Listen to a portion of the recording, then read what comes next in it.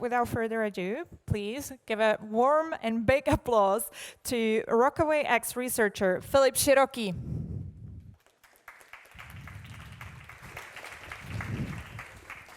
Thank you. Thank you.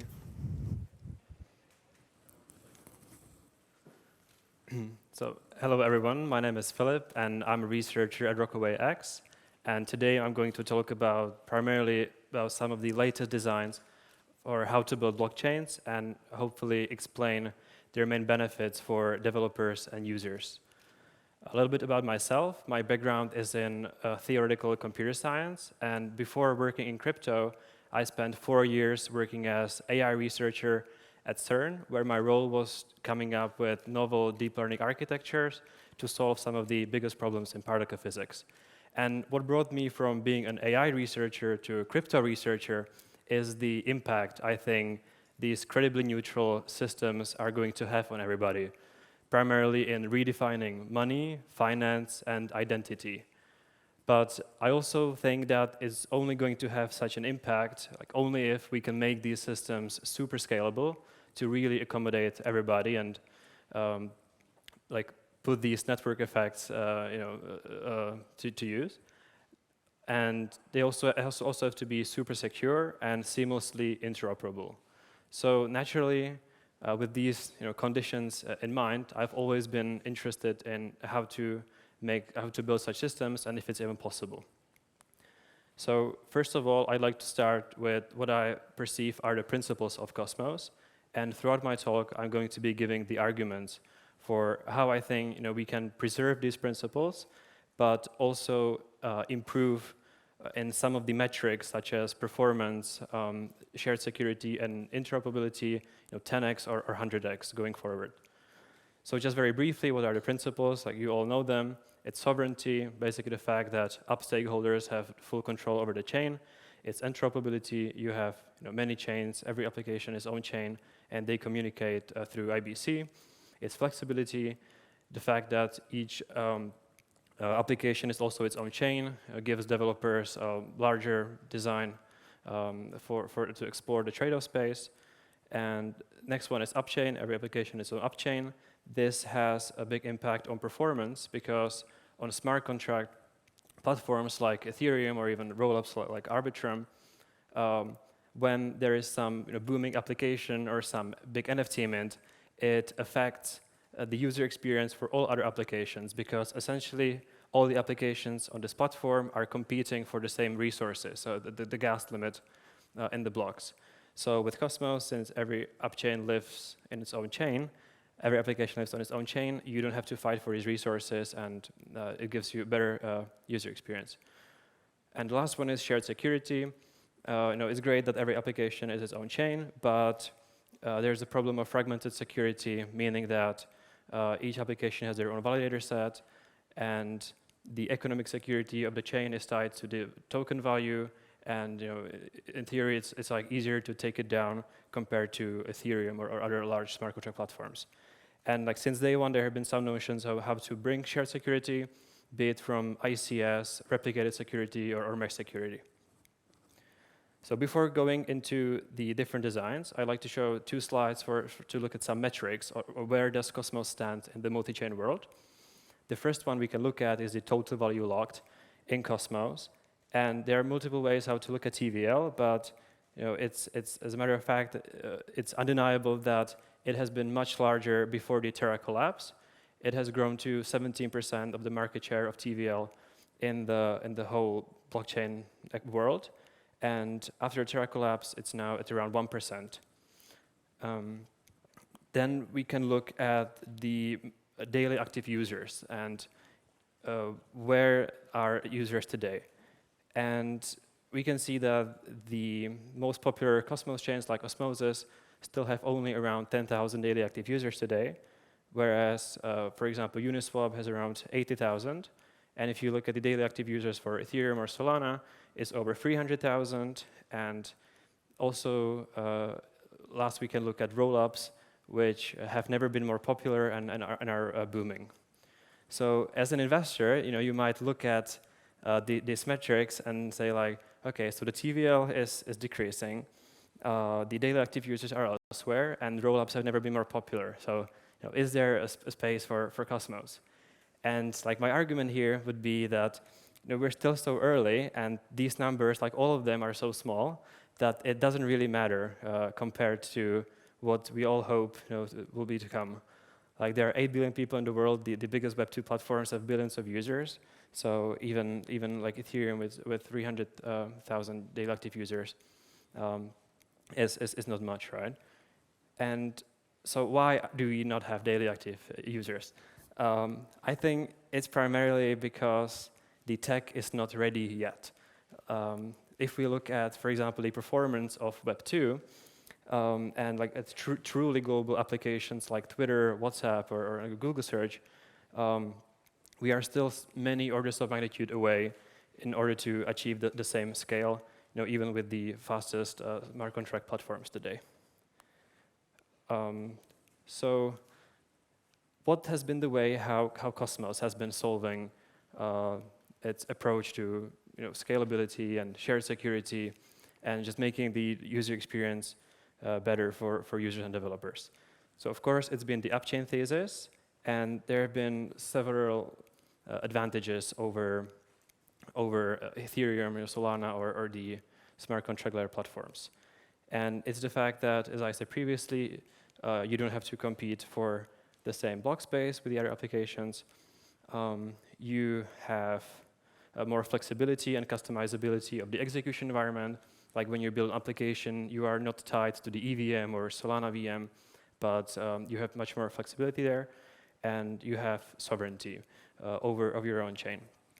But there are several cons that you bring with this approach, which are validator orchestration is difficult and expensive, and this is something that you don't have to do on smart contract platforms. And second is the security is fragmented. So as I said previously, it's like theoretically much easier to take down a Cosmos upchain than Ethereum. And third is, yes, you have improved performance because you have your own validator set for your own upchain, but you still haven't solved the infamous blockchain scalability trilemma. So you still are making trade-offs between decentralization and performance, and you cannot, like with Cosmos SDK and Tendermint, currently scale to the desired millions of transactions per second, right? So for the rest of my talk, I'd like to talk about some of the new architectures that me as a researcher I'm interested in, and where I think we can escape the blockchain trilemma, right? And solve the pain points we have with Web3 platforms today. So how does Cosmos look like today? You as a developer, you have several things you can use. You have the Cosmos SDK. You can use the IPC or some level of shared security. But you as a user, so there are upchains, but they are still monolithic chains in the sense that all the Cosmos upchains are still bundled together: execution, data availability, settlement, and consensus. And you have all the problems that I just mentioned. So in the future, I think there's a better way how to build blockchains essentially, and this is some way how it could look, how I envision it. So you as a user, you don't interact with the upchain mempool, but rather a rollup mempool. Then there'll be some decentralized shared sequencer network that will be responsible for ordering transactions of these rollups. The data are going to be submitted to a scalable data availability layer, and you will gain the flexibility of rollups using some rollup SDK, and improve the interoperability of these rollups through essentially ZKPs, proof aggregators, and light clients. So these are a lot of words. So now I'd like to further explain 3 of the main concepts here that I think we're going to see and talk about more and more in the next year or 2. So first, I'd like to talk about the scalable data availability layer and why does it work, and why does it, in a way, break the blockchain trilemma. So the classical problem in blockchains has always been that when there's a full node that knows about the full block, and that block may contain thousands or millions of transactions, and if you want to convince other full nodes that you haven't inserted any malicious transaction in that block, the only way how to do that currently is force them to download the full block, re-execute it as well, and check if the state roots are same, and check for other conditions. And the reason why this is not scalable is you are doing trade-off between decentralization and performance, because the more full nodes you have, the more communication and computational overhead there is in the system. And essentially, if you want to scale the throughput of your blockchain, you have to increase the hardware requirements of your validators. So, for example, Solana is faster than Ethereum, but it's mostly because you can run Ethereum full node on a MacBook, but you have to run Solana full node on a big server somewhere. So, how does this work, and why we can scale the throughput to potentially millions of TPS? And you can solve this with cryptography and maths, which is there will still be some full nodes, but what they will do is make the blocks even bigger.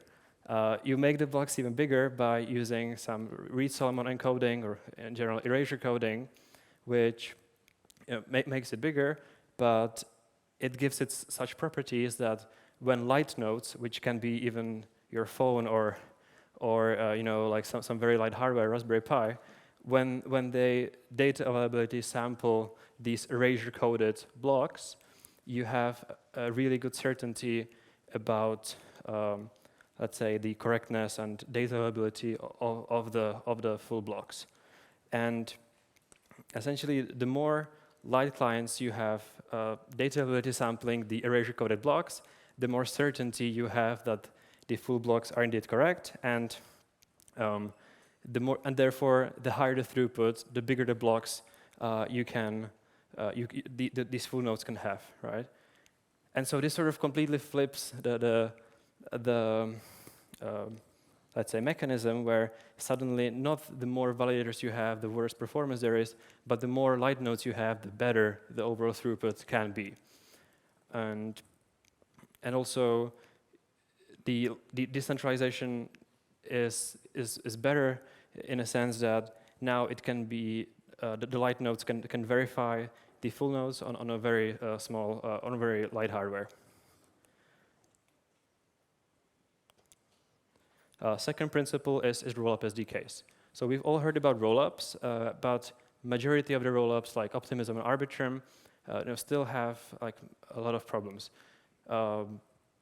For example, it's true that they scale Ethereum in a sense that you offload the computation of chain, you execute off chain, and you only submit data to Ethereum today to call data, later to blob space, and verify it there either by verifying zero-knowledge proofs or submitting fraud proofs. But there are still these silos that are not composable within each other. It's hard to communicate between Arbitrum and Optimism natively. So people have been using state proofs or storage proofs, but it's definitely not composable. So what you can do is come up with a rollup SDK, which is sort of like Cosmos SDK, but instead of app chains, you have application-specific rollups that can leverage the amazing throughput the scalable data availability layers can have, and you still preserve the flexibility, meaning you can choose whatever virtual machine you want, EVM, Solana VM, Mu VM, and also do many modifications that you cannot do with let's say Cosmos SDK today.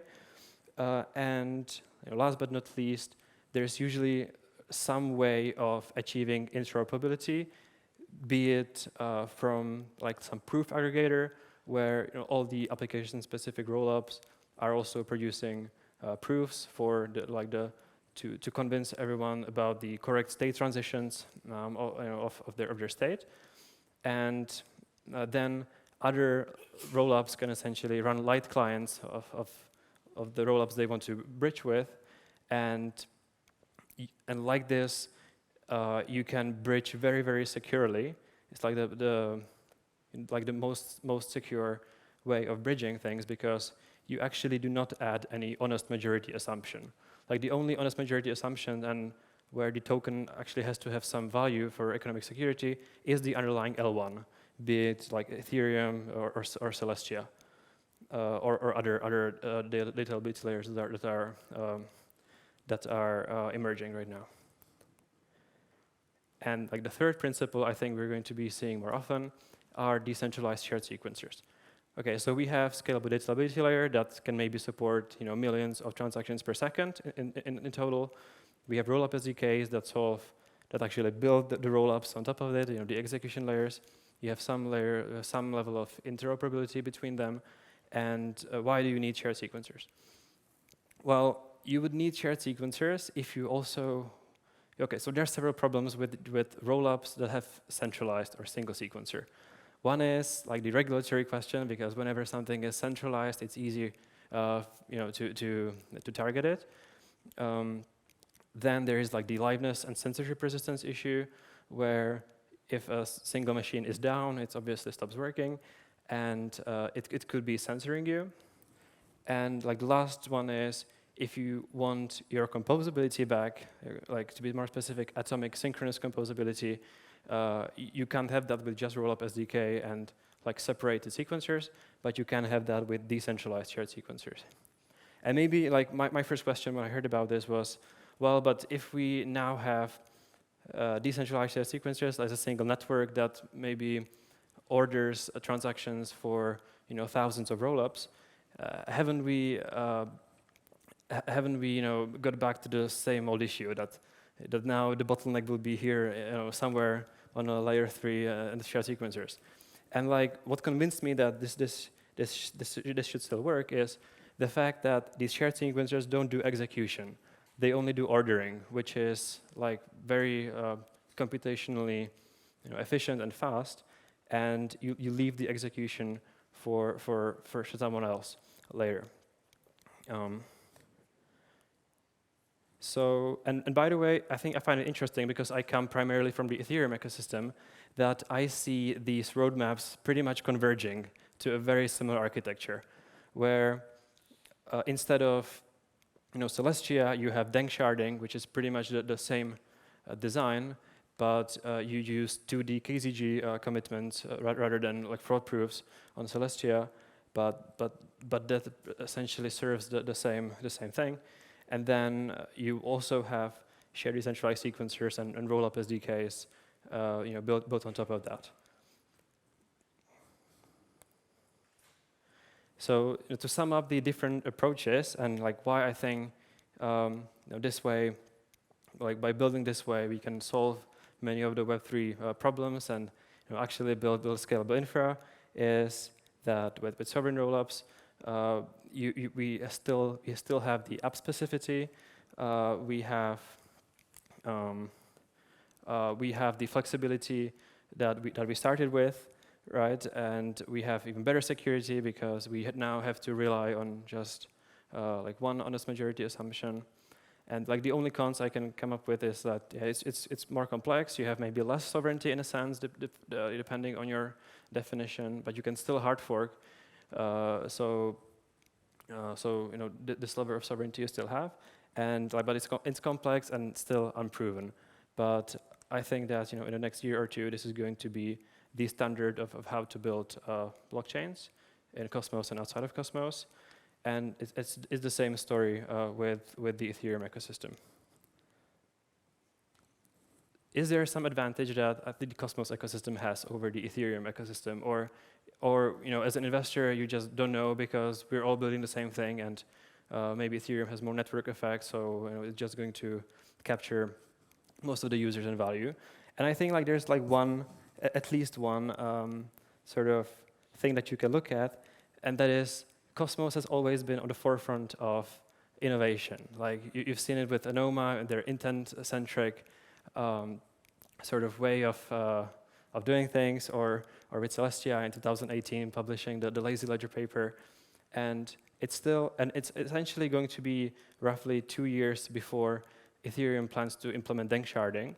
So I think the Cosmos ecosystem will have roughly 2 years of window where we can build scalable and secure applications before Ethereum also implements dank sharding. So I'm excited to see what's going to happen in the next few years. And to finish off my talk, hopefully I convinced at least some of you that there is a way how to preserve the principles of Cosmos, but also improve on some of the metrics. Right? So sovereignty, applications can still hard fork, interoperability, yes, and it's even better because now you don't need like IBC anymore, and you can use like actually trust minimized way of bridging because everything is built, everything stays within like one data availability layer where you can bridge much more securely. Third is flexibility. Rollup SDKs can still give you that. Upchains, you still have that, but it's not applications upchains, but application-specific rollups. Performance, we went from thousands of TPS to like millions of TPS. And third is share security. I think ISC, replicated security, has many issues, but with this design, that involves scalable DA, ZKPs, and light clients, you can essentially design super secure systems that I wouldn't be afraid to use. So that's it. If you have any questions, I'm happy to talk to you. Thank you for it. Yeah.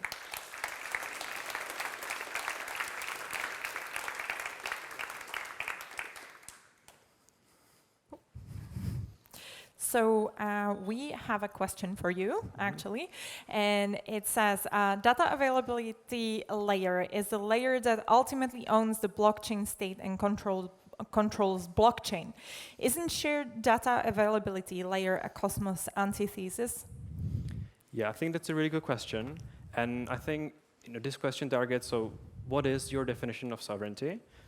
It reduces the sovereignty in a sense that you don't own your validators, but it keeps your sovereignty in a sense that Celestia doesn't interpret your state, essentially. Like, the difference between sovereign rollups and Ethereum rollups is that Ethereum rollups are defined by the smart contract bridge, whereas Celestia rollups use Celestia only as, let's say, like scalable spreadsheet, right? And it's the rollup's choice to interpret what is being submitted there. So, and like why I don't think it's such an issue is if you're not satisfied with Celestia, you can just use like a different DA layer potentially, just switch it. But it's ultimately the rollup's choice of how to interpret the data that it submits somewhere. Yeah. All right. So thank you very much. Thank you again for a great speech. Thanks.